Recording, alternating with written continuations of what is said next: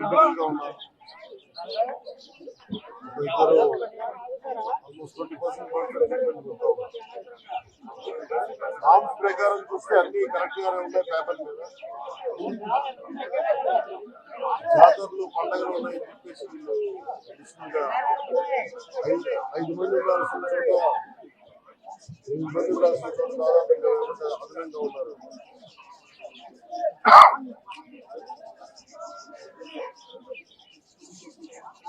Owners కూడా బాధ్యత తీసుకోవాలి. 8 మంది పనిచేయాల్సిన చోట 8 మంది పనిచేయాల్సిన చోట పోలీసు వచ్చినప్పుడు అందరూ కరెక్ట్ గా ఉన్నారు. ఎవరు ఇన్స్పెక్టర్ లేదంటే మటుకు అదనంగా తీసుకొని చేయడం జరుగుతుంది. వృత్తి చాలా డేంజరస్.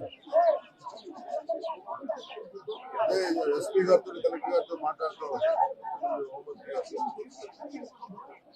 భవిష్యత్తులో దీన్ని ఎలా నివారించవచ్చు అంటే ఇది ఒకటి లైవ్లీహుడ్ పోతే, ఇంకోటేమో నామ్స్ ఎలా చేయాలనే దాన్ని కూడా ఆలోచిస్తూ ఉన్నాను. రాబోయే ముందు ముఖ్యమంత్రి గారితో మాట్లాడాను.